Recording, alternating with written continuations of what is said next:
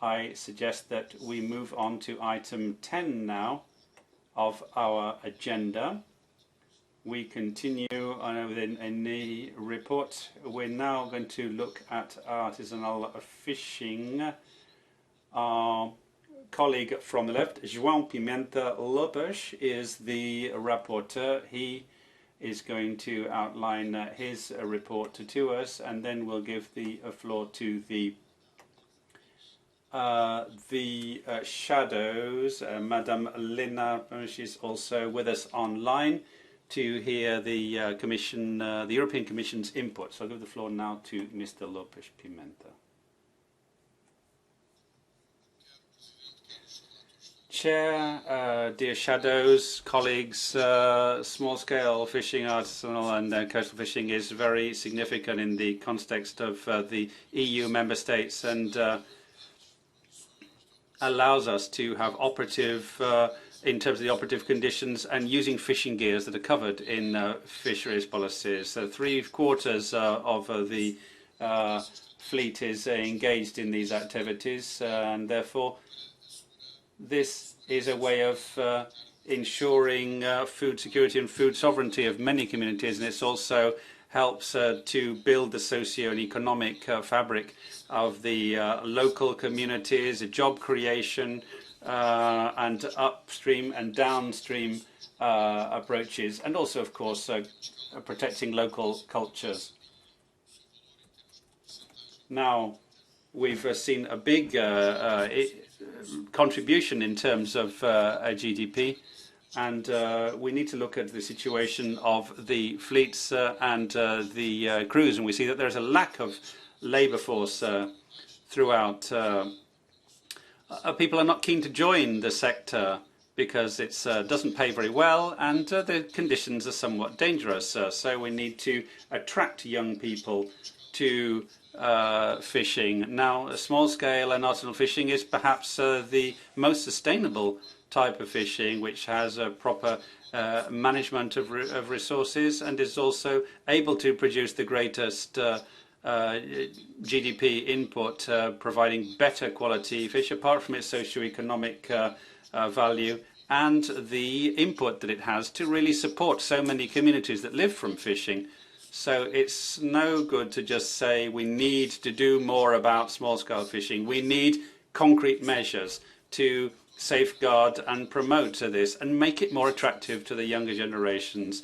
We need to hear the input from its stakeholders. We need statistics, but we don't just want pretty videos and posters. We want action. We need to understand there are so many problems that all these ports suffer. There is low income, high production costs, that particularly now that fuel is more expensive, the need for modernization, the use of engine capacity, which is being used to govern a lot of these factors, and the use of community funds, which is very hard because there's so much red tape involved, and sometimes it's hard to harness those funds. And we can see this by the fact that the EMFAF is not sufficient to support the needs of the sector and this particular segment in particular. Now, the use of small-scale artisanal and coastal fishing, particularly in view of the particular problems facing the sector, we need to have a lot more information for young people. We need to improve the conditions for working on this. All of these are the basis of this report. For example, strengthening the interventions in the value chain, increasing sales value so that we have a proper distribution of the value in the value chain that will help to improve the income of fishermen, looking at local markets, local food chains, so that we can really shorten these supply chains. Small-scale fishing is a way of keeping down the costs and making it more sustainable. It's and to have a mechanism which can help to support and bolster incomes in low production periods. Doing away with red tape, of course, is very important so people can have access to funds. Improving the system for financing and pre-financing. All of this is important. We also want to have renewal, qualification and modernization and the resizing of the small-scale fishing fleet.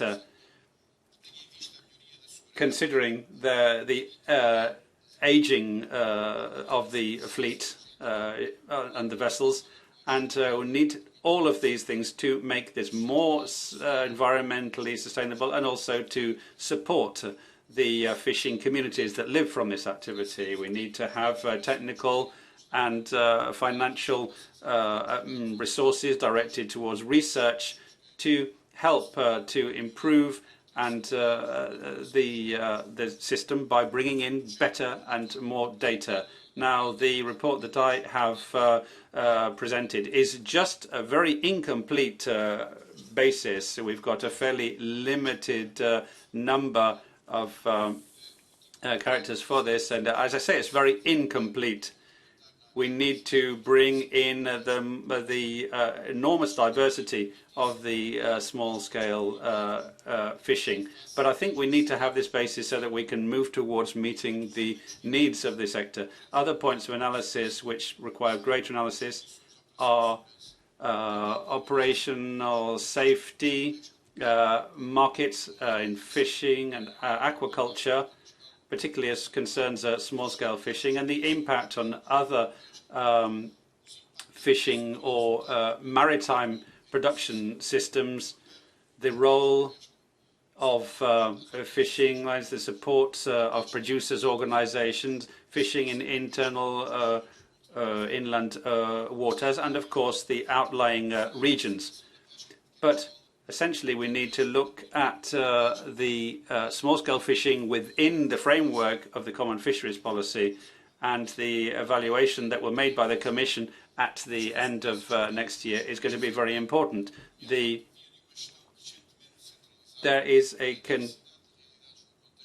continuing centralization of this policy, when in fact what we need is more local management. We need a decentralization, and I call on the members and the shadow rapporteurs to provide a greater input so we can have a proper reflection of this sector and get a proper view of how this really works, particularly because we're looking at the future of small-scale fishing. Thank you very much. Thank you. Let's start with the shadows. Monteiro da Gara for EPP. Muito obrigada, Sr. Presidente. Agradeço também. Thank you very much indeed, Chairman. I'd very much like to thank the rapporteur for the outline that he's made. I've had the chance to talk to him directly about this, but what João has just presented really for us is a draft which is already very well balanced with very important considerations considering small-scale artisanal fishing. And from our point of view, we can say that at the outset we agree with this initial draft.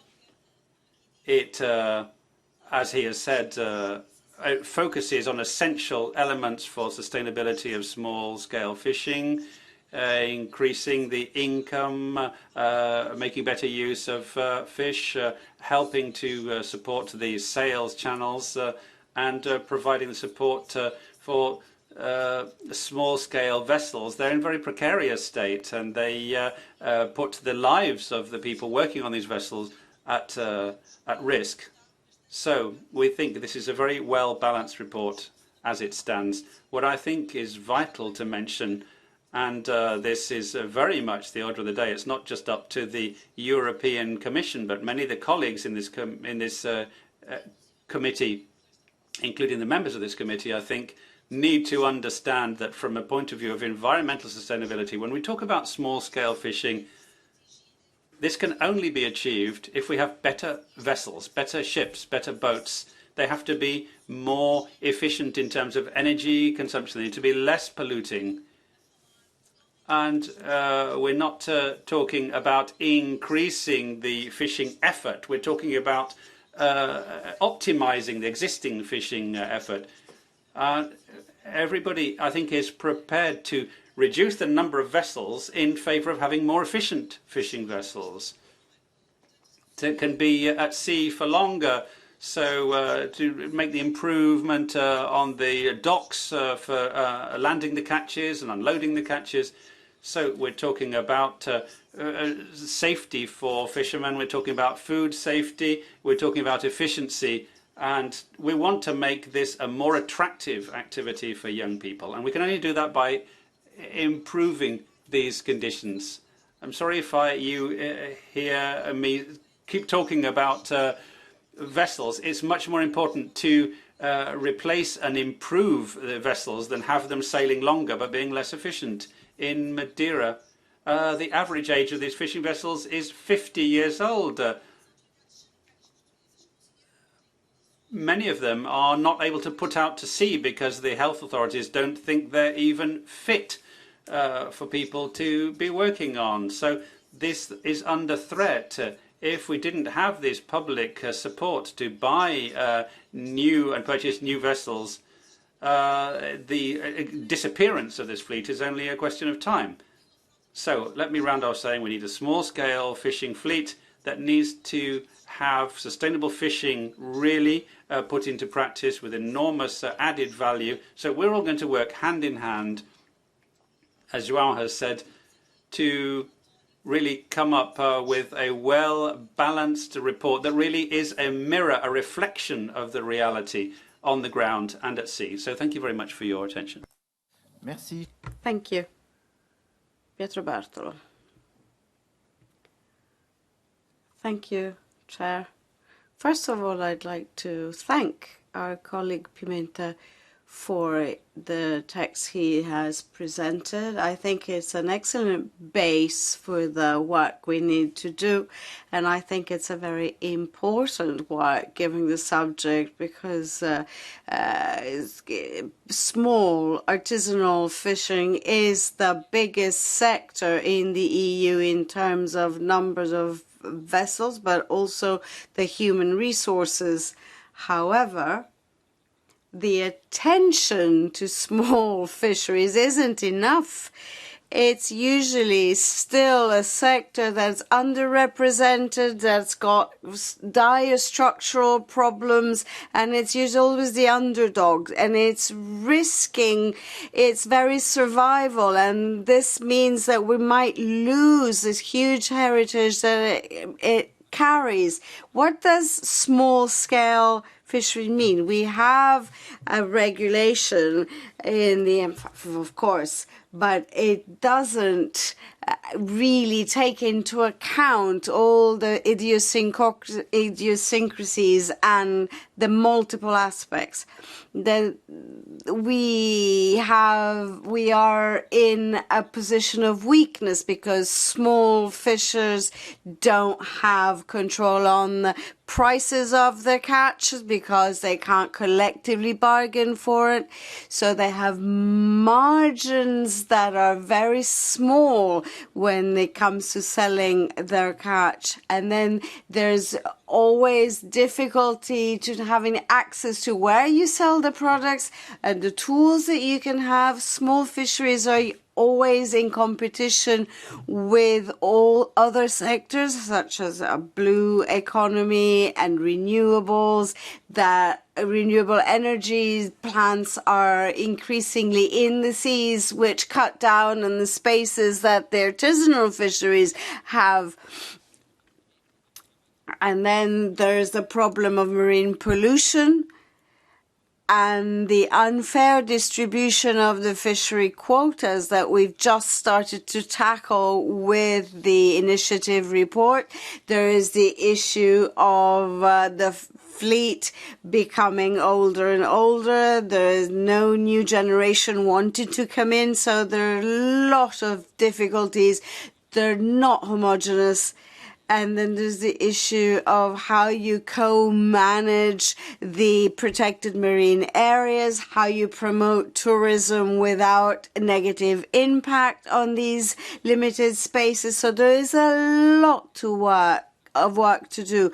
but I think that we will have a final text that will be clear and will give us a clear roadmap to how make small artisanal fisheries a sustainable sector that will remain a strategic sector for all the countries that have a coastline, and especially in the Mediterranean. So thank you very much.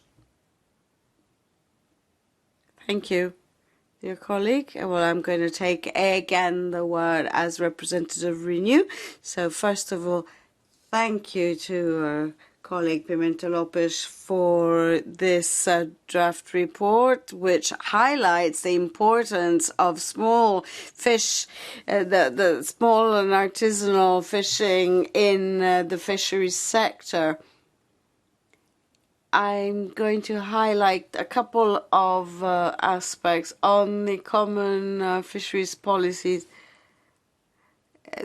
The left has always said that the common fisheries policies is a loss of sovereignty for the member states, and it has fallout on the human aspect. So I'm going to present an amendment on this, but I think that for artisanal fishing and coastal fishing has to develop visions based on the basins. You have to regionalize, because then you can see that there might be things in common in same basins, fishing basins. So today we should delve deeper into that, because it's not taken enough into account. And it's true that decisions in Brussels are very general and they're generally applied wherever.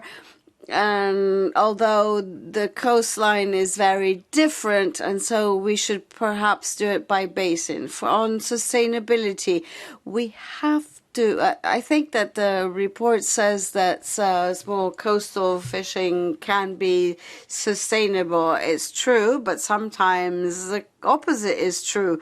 So we have to be able for this small coastal fishing activity to be in the context of the economic realities of the territory and see what it can do, so that we can guarantee the revenues and the security of the sector. And as revenues go,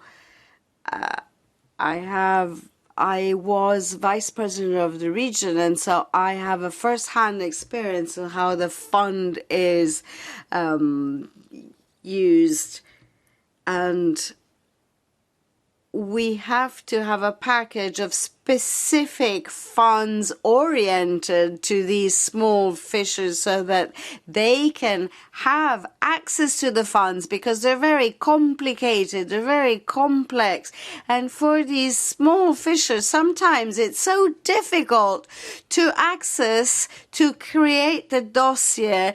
It could cost thousands of euros, so they just give up and they don't even bother applying. So I think that we have the tools. The discussion we've had on FF show that we have tools to invest, to renew, to change the engines, to greater safety in the vessels. But I think that the Commission should now focus on making them more accessible to these small fishers. So thank you very much, dear colleagues, for all your contributions. I am convinced that our report can be very interesting for our committee. And now the floor is to Ms. D'Amato. She's not there. Does anyone else? Grace? Grace, for the Greens. Grace. Yes, thank you, Chair, and thank you to the rapporteur, João Pimenta Lopes, for this very good report. Unfortunately, my colleague, the shadow, Rosa D'Amato, couldn't be present here today, so I am going to read her considerations on the report. And from her part, a big thanks to her colleague Joe for this. And this committee has often discussed policies that would support small-scale fisheries, a segment that has a lower impact on the environment and plays a vital role for coastal communities. Unfortunately, member states have often blocked this support, such as the case of the MFAF. The report that we discussed today provides an opportunity for the Parliament to express its support for this segment once again. According to STEC, small-scale fisheries account for 48% of the employment in the fisheries sector, but only for 7.5% of the gross tonnage. This suggests the need for a shift in EU policies to enable the segment to continue to play a key role in coastal communities. So we fully support many of the concepts that have already been included in the text, such as the need to shorten supply chains to promote local consumption, the importance of promoting higher incomes, the need to increase safety and improve living conditions, and the importance of attracting new generations and promoting the role of women. We look forward to working with the rapporteur to improve the text, especially on the need to strengthen the involvement of small-scale fishers in the decision-making process, the importance of allowing small-scale fishers to diversify their income and work in other sectors of the blue economy, the importance of providing technical assistance at the local level to enable them to access existing MFAF support, the need to support the inclusion of small-scale in the identification, management and monitoring of marine protected areas, and finally the importance of applying Article 17 of the Common Fisheries Policy and ensure that small-scale is allocated a fair share of fishing opportunities, an issue that our colleague Caroline Rose is working on in this committee already, and that constitutes a key priority for our group. So the Shadow Rapporteur, Mr. Mato, would like to take the opportunity to thank the Rapporteur once again on behalf of herself and on behalf of the Greens, and she welcomes very much working with the Rapporteur on this INI going forward. Thank you. Merci. Thank you. Mrs. Conte for ID.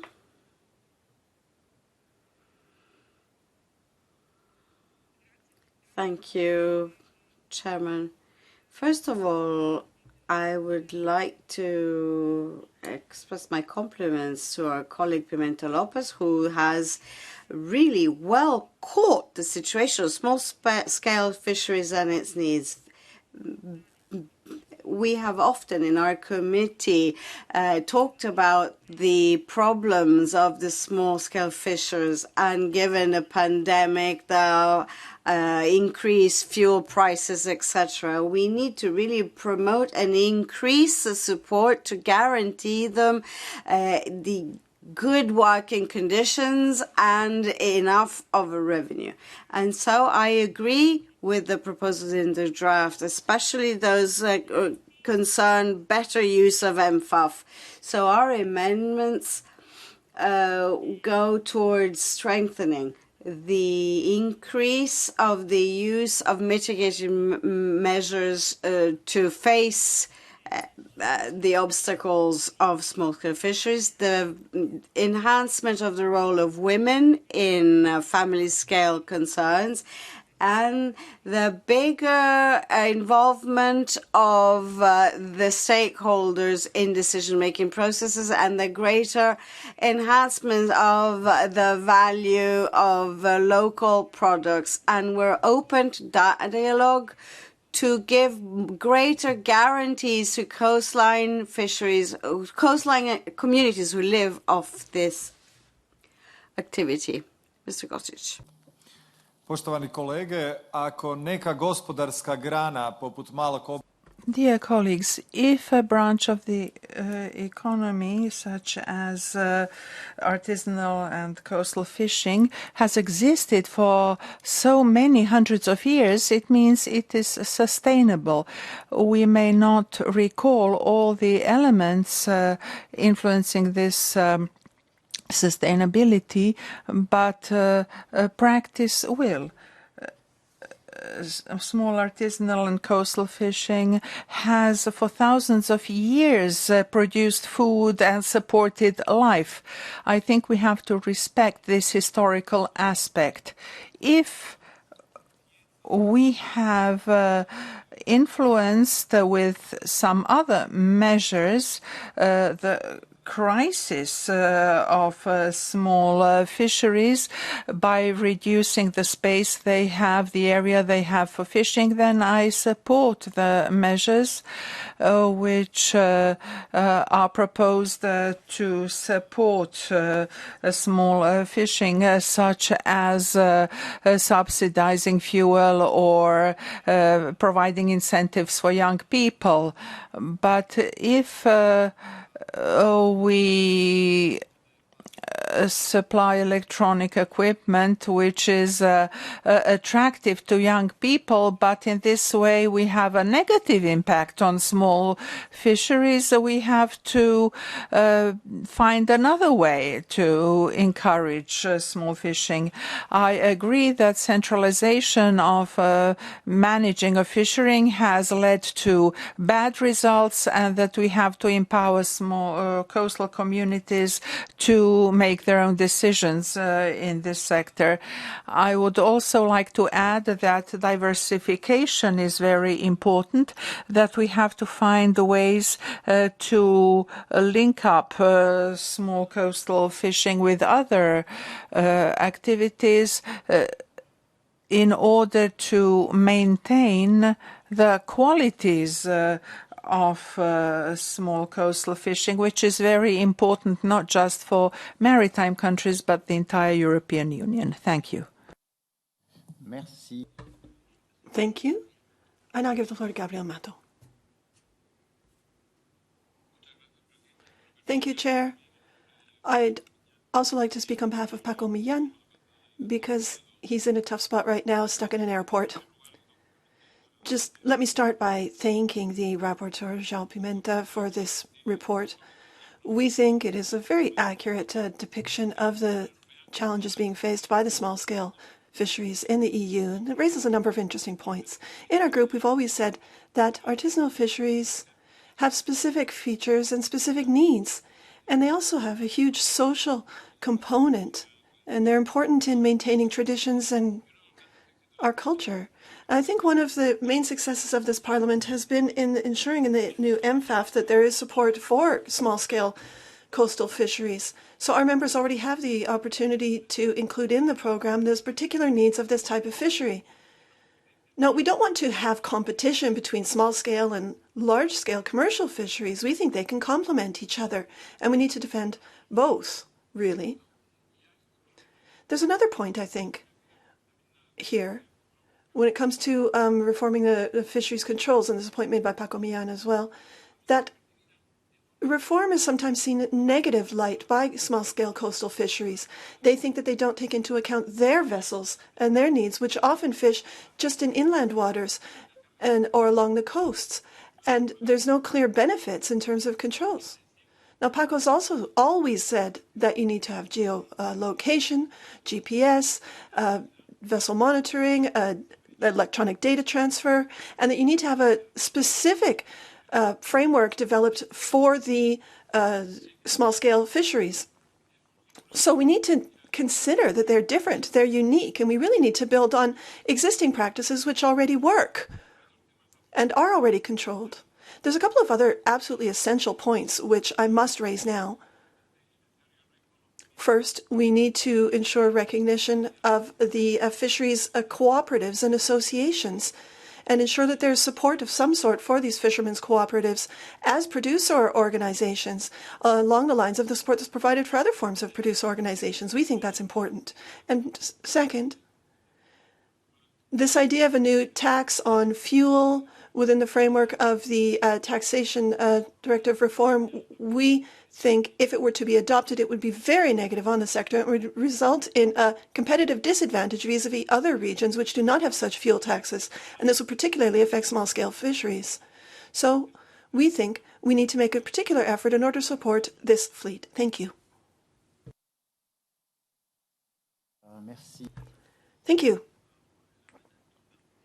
Ms. Bilbao has the floor now.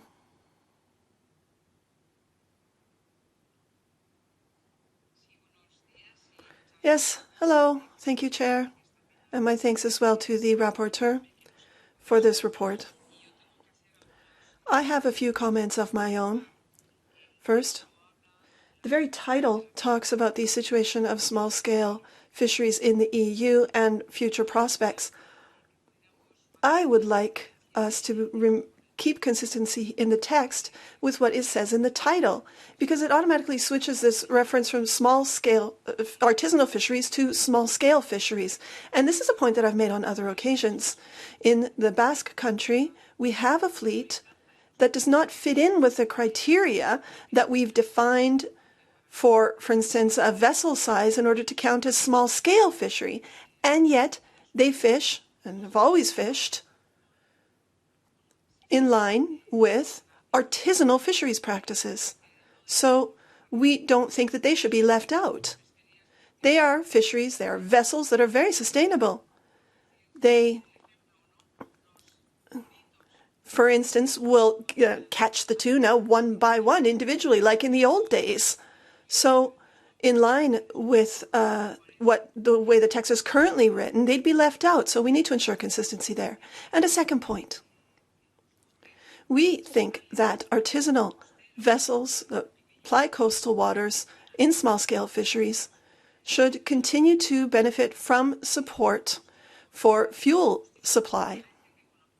It would seem that when the proposal in the current text, this would somehow change the status quo, because it says that there should be an opportunity for subsidies through maritime funds. But I think we need to continue to defend, as we have elsewhere in other committees in recent weeks and months, that they need to maintain these access to this support. And a third point, and this is something we've said on other occasions as well, and these fishermen's cooperatives should be understood really for what they are. They should also have access to the same sort of aid that more formal fisheries organizations that are recognized. So once again, we think that this very important role, a very important form of organization should be recognized. Fishermen's cooperatives in Spain, at least, are extremely important. Now to the question of women. It's not just a question of women working on vessels. The role of women in coastal and small-scale fisheries is huge. They do a lot of work. We talk about getting women more involved in the sector, but we also need to talk about recognition for the work they do as assistants in packaging, canning, and other forms of auxiliary work. This is something we've said in other reports, and I think it should be taken up here as well. There are a few sections now where there's a comparison made between destructive, commercial, intensive fisheries and small-scale fisheries, which is somehow implied to be better. I think we need to remove that from this report, because we need to have both industrial fisheries, which should be sustainable, and also a small-scale coastal fishery, which should be sustainable. And that's what we need to work on, and those are the efforts that the sector are making. And so we need to try and ensure this is recognized here. So to oppose the two in this way, I think, is not appropriate, and that we really can't demonize a part of the fisheries sector simply because it is industrial. It is so important. Also, we need to make the sector more attractive to new generations. We've said this again on other occasions. It will be not attractive to young people if they don't see any income in it. We see the fishery sectors where there is profitability are the ones that young generations are interested in working in. So, apart from creating this wish list, we also need to talk about specific measures that we can achieve. Increasing the value of products in the value chain is a very important point here. And here, I think we would once again need to talk about the whole question of labeling the origin of the goods, because that is the best way to raise fisheries products that are fished in this way. Finally, innovation. We need to innovate. We need to help, for instance, that the engines on the vessels are more efficient, they're more sustainable, they're more effective. It's along the lines of what we're doing in other sectors. And here, we share the concern that's been expressed by other MEPs that we really do need to help the sector gain access to these types of aid and not put up barriers. We can't have a situation where aid is provided to engines where there's this false equation made between greater horsepower is better fishing capacity. That is a false premise. And if we want to truly have a better fishing sector, we need to ensure that fishers can truly build the vessels that we need, because that will also improve the sector as a whole. Thank you very much. Thank you. Ms. Schreier-Pierik has the floor now. Voorzitter, dank u wel. Thank you, Chair. My thanks as well to the rapporteur. We think that this INI report has got some good points, but also some less good points. In the Netherlands, the small-scale fisheries and large-scale fisheries, and we think it's important that we consider socioeconomic factors for small-scale fisheries and call for investment for more innovation and energy efficiency and safety on board and generational change. Those are all good points. And your point, Chair, as well about access to funds is very important to us as well. We would support that principle too. But what we don't like is this repeat insistence of giving the impression that small-scale fisheries is more environmentally friendly, is better, is more sustainable than industrial fisheries. And that's simply not so. And then opposed to this is actually the opposite is true. If you look at, for instance, safety, it's clear to me that the larger fisheries in Europe ensure better safety, security of supply for food in the EU. That's something that we see. What is it exactly we're talking about? So should we stop fishing our own waters and just import fish to ensure security of food supply? Is that what we want? We can't measure it in terms of overall catches. And how can we have small-scale fisheries without large-scale fisheries as well? I think we need to be clear-eyed about this. It's not one against the other. It's one working with the other. And I will be tabling amendments to that effect. Thank you. Merci, Madame. Thank you. Ms. Rose, you have the floor. Merci, Monsieur le Président. Thank you, Chair. And my thanks to the rapporteur as well, João Pimenta Lopes, for this draft report.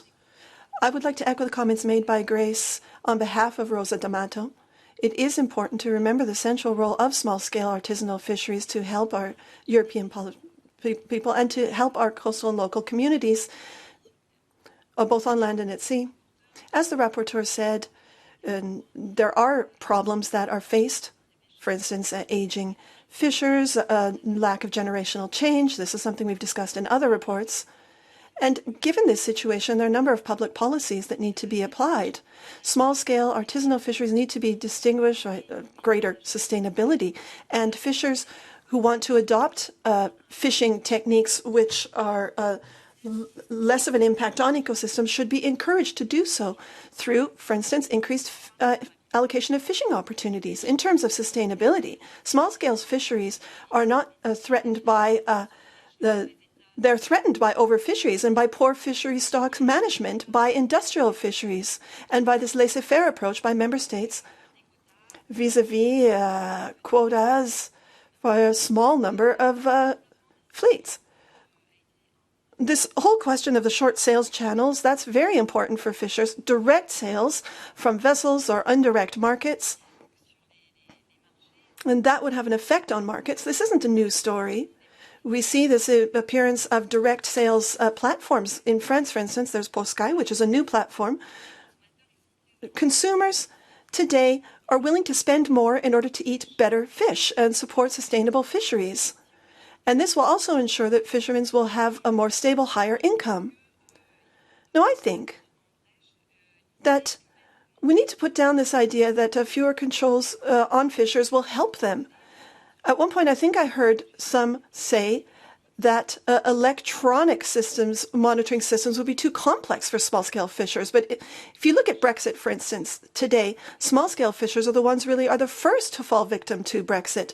In 2015 or before 2015, there was no VMS system, and now we're seeing it increasingly difficult for them because they don't receive fishing license for fishing waters as a result. So a lot remains to be done to preserve, but particularly to encourage small-scale fisheries and to be the fisheries of the future. And my thank you to the rapporteur for this excellent report, which will help support small-scale fisheries. Thank you. Thank you, colleagues, for this interesting exchange. Now, I don't see any further requests for the floor, so I'll give the floor to the representative of the European Commission, DJ Mare. You have the floor.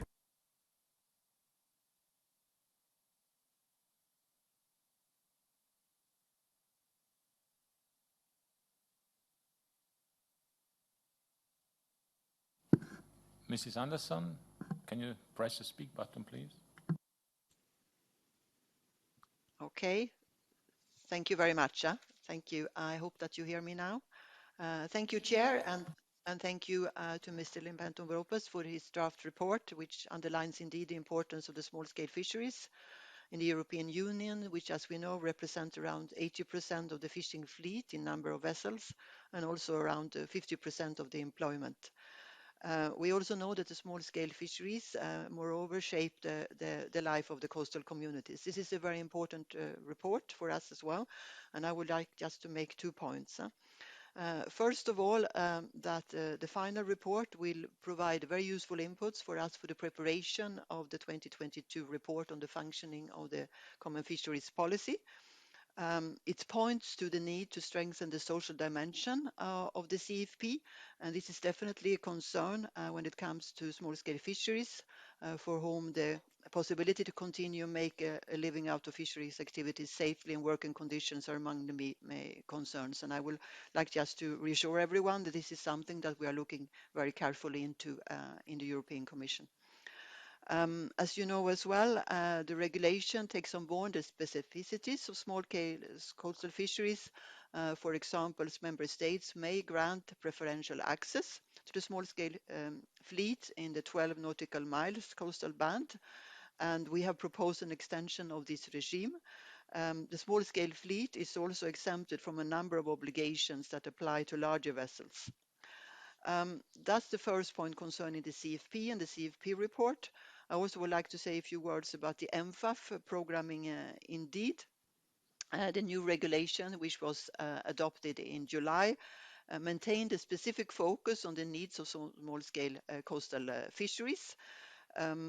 For example, almost all projects related to small-scale coastal fishing can be supported with a rate of public aid of 100%.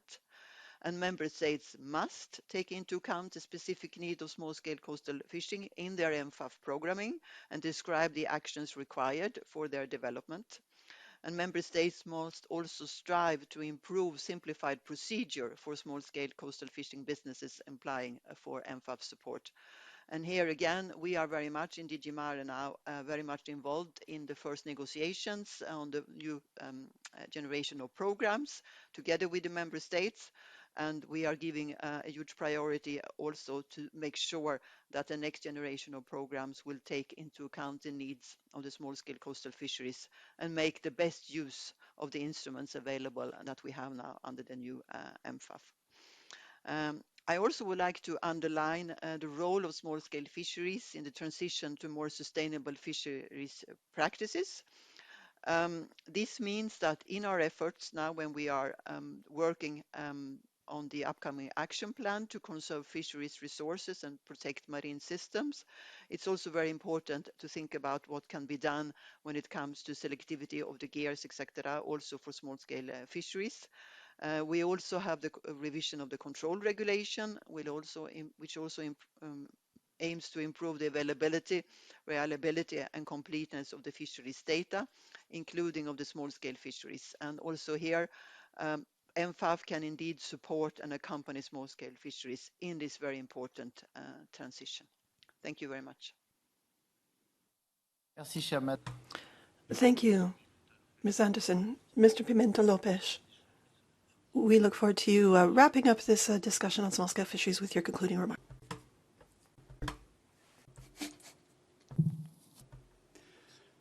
Thank you.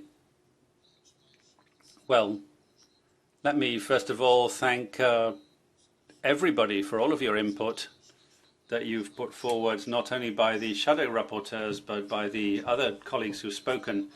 I think we've got a very broad base of understanding, let's call it that.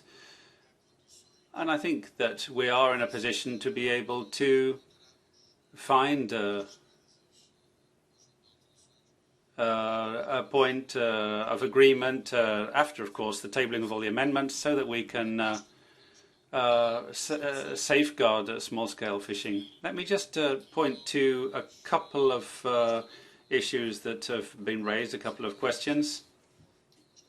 Considerations that are made. This idea, for example, that we are aiming to create a kind of contradiction between small-scale fishing and large-scale fishing. No, we're not talking about any kind of confrontation. We're simply outlining the data. These are well-known facts.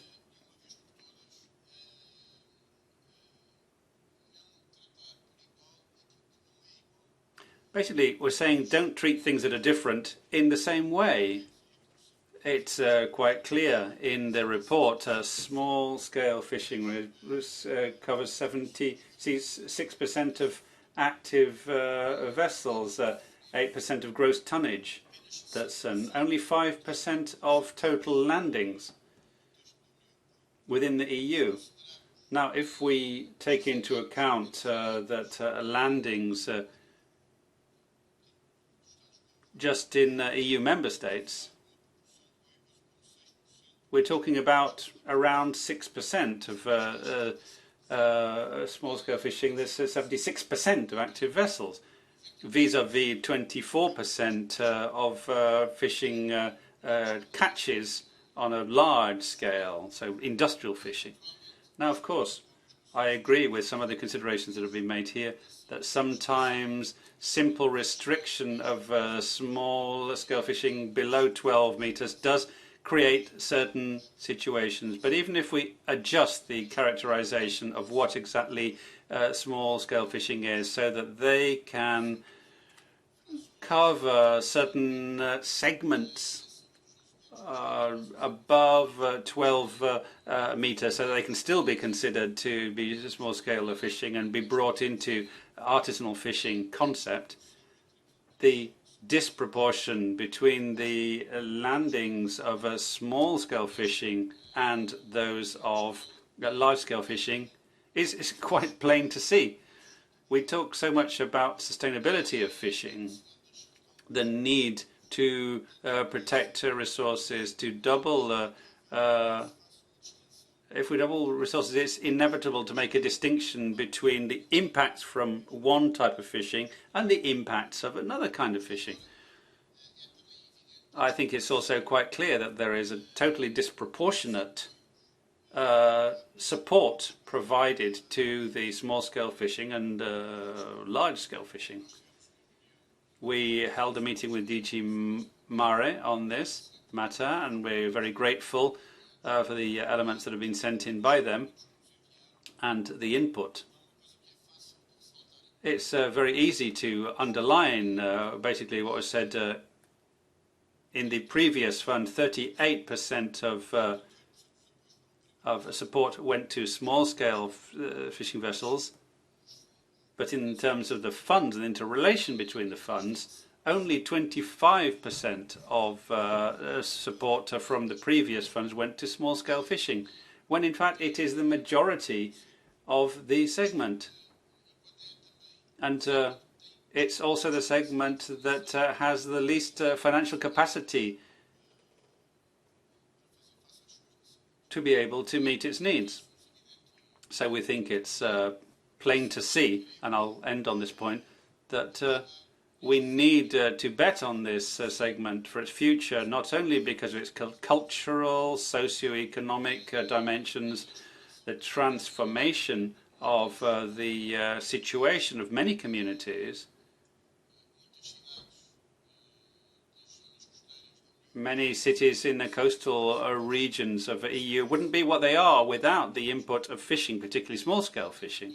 So we do need to have a position where we make clear distinction between things and clearly recognise and highlight the difference between small-scale fishing and the need for a differential treatment. So just to come back to what Gabriel Mato said, unfortunately, it's not been set in this MFAF. The initial position of the Commission was to have a specific article on the small-scale fishing, and that didn't make it to the final version. So we need to have, there is a specific mention of small-scale fishing, but it's diluted, if you like, it's watered down within the other funds. And there's a lots of very heavy burdens, particularly in terms of red tape, as the chairman said and the commissioner said. The costs in terms of preparing applications for MFAF funds, very often in themselves, they're dissuasory. They put people off going for the funds. So I think we really need to make things easier. We need to provide training for everybody and shine the light on all these different issues that have come to the fore. Thank you. Merci. Thank you very much, Mr. Pimenta Lopes. So we can close that item on the agenda and set the date for tabling amendments, the 17th of November, of December rather. And this will go to vote in, for the final report in April 2022. So let's